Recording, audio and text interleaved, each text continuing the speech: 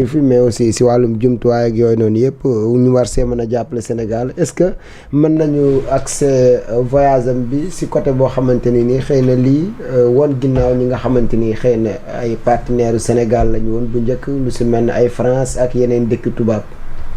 bon damay tàmbale fi nga mujjee. foofu la erreur bi nag. contexte. day tàmbale d'abord ci ba ay nit ñu jóg.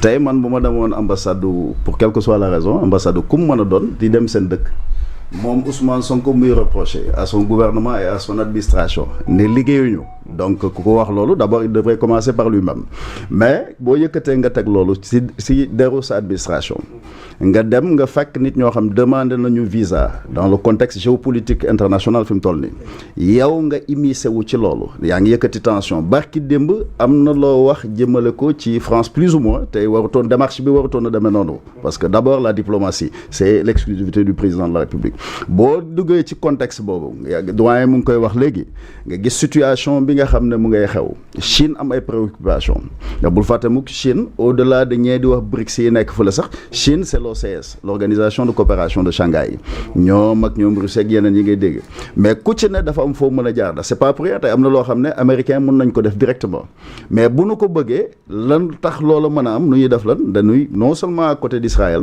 mais dañuy wëlbatiku mel ni ñu laal Iran boo laalee Iran tëj le détroit d'osmose bi nga doon wax noonu et ça impacte automatiquement la Chine un premier ministre bu demee province la dem comme daa mel ni nga jóge fële nga dem Fatick ba ma dëkk wala Njaareem wala ainsi de suite ci province nga dem mais contexte bi nga demee mooy d'abord problème bi foofu la nekk et confusion de rôle bi je pense que Ousmane bu ci jógee quand même en toute lucidité dina war a mën a toog waxtaan ak boppam pour savoir que ce qui marche au Sénégal ne marche pas forcément ailleurs parce que les gens am na maanaam am nañu niveau quand même de maturité tey boo ñëwee nga teew boo dee premier ministre nga un point c'est tout mun nga sax ñàkk a fanaan suba mën nañ laa dindi mais Ousmane li mu war a njëkk a régler d'abord et je pense foofu lañu amee problème ñoom ñëpp tey 2029 kan mooy seen candidat buñ ci àggee dama yaakaar li Ngor laajoon tey bon camp bu ne ku ne yaa xam ki nga soutenir mais li Ngor laajoon buñ ne le mandat du président de la République dañ ne un quinquennat renouvelable une fois en tout cas directement comment dire encore consécutif de mandat consécutif la ñu waroon a nekk mooy logique peut-être doxal ak Diomaye pour mu am efficacité pour bu ñu yeggee 2029 au moins qu'il puisse prétendre au moins être candidat mais boo xoolee da ngay xam ne y a une entreprise de sabotage au sens propre du terme bu fekkee moom da ko nangu nag loolu nit mënu ko bañal waaw ndax doomu mbëri waliw buñ ko dee dékk loxo maxamam baayam la maxama bu mu yem bay jiita mbooloo ma moo koy sàkkul boppam nit ñi buñ la falee da ngay xam ne yow la ñu fal gaal gi ñu dugg jox la ko yow la ñu ko dénk gaal bi nag nga def ndànk koo mën a woone kaay jàppale ma ci gaal gi te ñun ñëpp muy suñu waruwaay dañ cee duggal ci suñu njaboot dugal ci suñu alal kon du fu la neex jaar du fu neex keneen itam mu ne fa ngay jaar déedéet fi ñu neex foofa ngay jaar ndax foofu mooy la suñu mucc te d'abord mooy sa mucc ndax tey ku xam le contexte nga xam ce qu'on appelle la méthode Foccart yow ñoom ngay gën a tiital sax ne sénégalais yi ñuy jéem a wan yenn yi parce que la réelle politique dafay am décision bi am CEDEAO ça relève pas de la politique, ça relève de la réelle politique au sens propre du terme parce que mënuñu toll fu ay entité taxawee ñii naan am nañu antimissile ñii am nañu lee ñii am nañu leneen ñun ñu war a góorgóorlu du point de vue démocratique war a mën a taxaw jouer rôle bi ñu war a jouer en tant que berceau de l'humanité ñun ñu bëgg a fayir ci loolu dénk andi benn confusion bu mel ni ñun notion yi gën a élémentaire xamuñu ko quel est le rôle du premier ministre c'est de conduire la politique définie par le chef de l'État. Absolument. C'est pas Ousmane Sonko tey ba mu demee Burkina la fa wax bala ma ñëw Chine loolu nga wax c'est extrêmement grave bu doon man bu ñu bokkee ndey ak bàyyi bala nga yegg si wàcce na la xanaa privilège moo lay may pour nga mën a jël avion rek yegg si ñu xam ne premier ministre dalal mais booy teg sa tànk ci suuf wàcce na la ak koo mën a doon ci man parce que du suma yëf bu doon suma yëf nga jël amul problème mais mbooloo lu askan wi bokk la mooy sabotage boobu génnoon d'abord tey bu ñu dénkee Bassirou Diomaye ndax doyen mu ngi koy wax léegi bu ñu la joxee mission tey dans le cadre de la CEDEAO pour nga boole tey au moins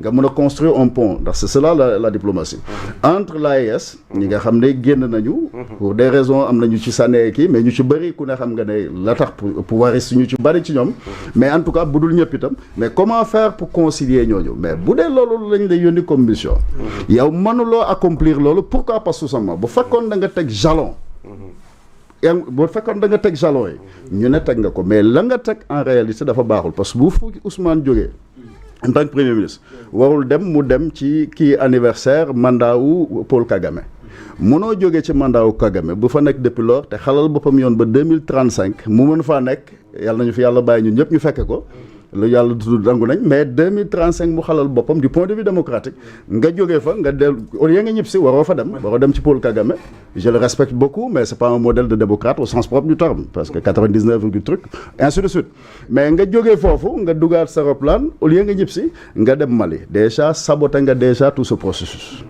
nga ñëw tey boo ñëwee nga dugg Chine yaa ngi ñu bëgg a dugal ci loo xam ne yow mi koy woote attanuloo ko bu ñu ne may ñu diw visa yow nga yëkkati sa làmmiñ di wax na nga xam contexte bi nga nekk Donald Trump n'est pas tous ces présidents là nga xam ne peut-être mën nañ sukkandiku ci lii démocratiquement ceci et ainsi de suite moom il coupe la poire en deux aussi simple que ça et je pense pour le contexte tey boo jógee nga ne da nga dem Chine jógal nga ne province nga dem man la ma gën a jaaxal mooy ña nga àndal lu ñu mën a andi du point de vue technique un ministre du commerce lan la xam ministre du commerce la mu yor loolu la yor mais tey si tu étais suffisamment ambitieux da ngay ànd ak disons si j'avais vu des étudiants sénégalais des agriculteurs sinon en tout cas des paysans sénégalais yow nga en tout cas jox ko valeur boo xam ne danañ mën a wax ne lii mooy Sénégal parce que Chine booy jëflante ak ñoom ñaari mbir rek nga soxla d'abord mooy yar ga ak teggin nga kon boo ne jubal jubante jub moo jiitu ku jubul mënta jubante donc loolu nga jàngee ci ñoom loolu ni ko sëñ Tuubaa waxee yar googu ñuy wax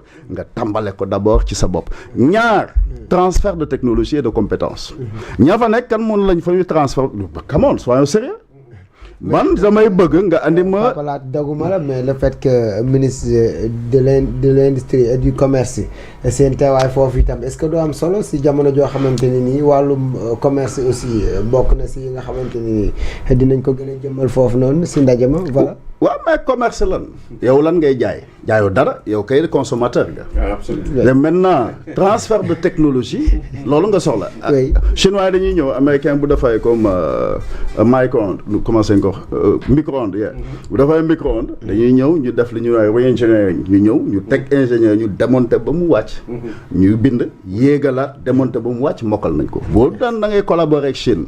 avec tout simplement nos techniciens nos étudiants nos universités. Comment faire pour assurer tout simplement le transfert de compétences du point de vue de l'agriculture ainsi de suite foofu ay techniciens seen bopp yow séance technique nga gën a soxla qu'autre chose mais boo ñëwee nga ñëw nga alors ñëw leen investir au nom de quoi d'abord bul fàtte li nga woote nag moo tax xëy na mën ngaa waxee noonu ndax boo ne souverainisme déclaration la lii rek mais souveraineté au sens propre du terme manula dem Chine nga ne ñu ñëw lan la ñuy investir tegal programme bu leer boo xam ne du point de vue technique yow la nga soxla ci Chine mooy tey yaa ne bëgg nga autosuffisance alimentaire boo jógee ci autosuffisance nga war a am sécurité alimentaire fan nga mën a jaar biir loolu mën a nekk ñaar tey du ma préférer Chine aux États-Unis xanaa nga ñàkk a xam li xew du ma ko préférer à la France d'autant plus que ni ñu divorcé France sax c'est pas normal d'autant plus que France ñu amee ay archives ba tey nit du la amee ay archives nga ne ko na dem mu dem ñett nag boo ko tegee pour le contexte nous n'avons pas besoin quand même de certaines choses li may junj rek doyen moom a koy gën a xam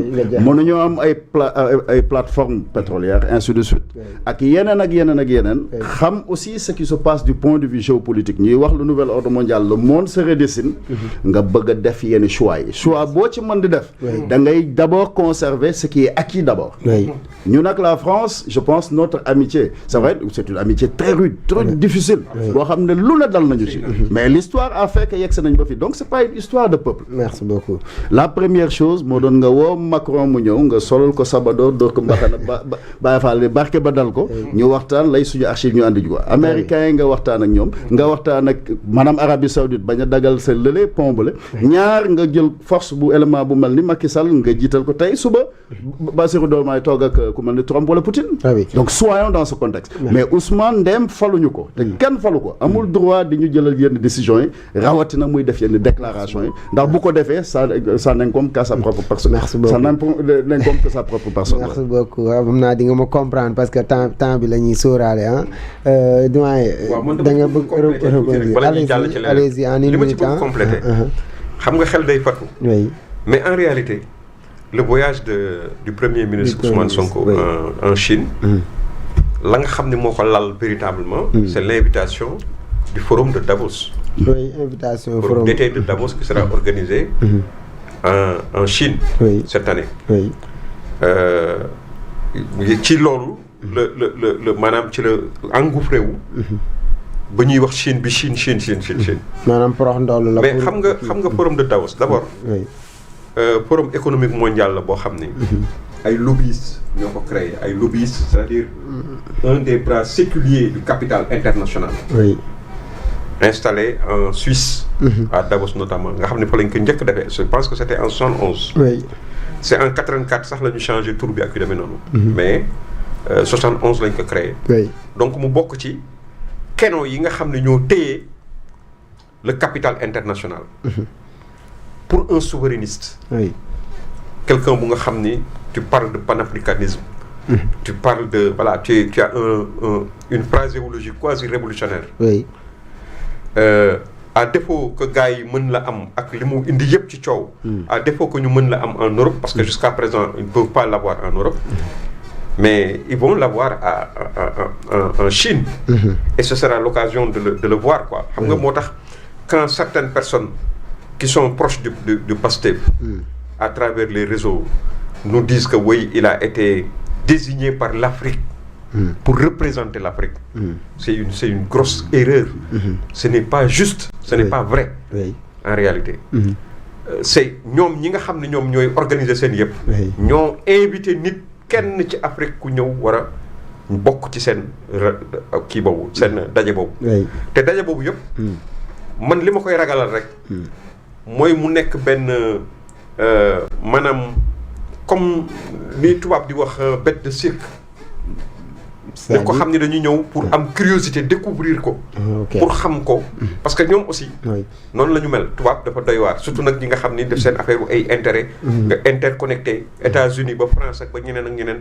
ñëpp benn lañu. donc ñoom.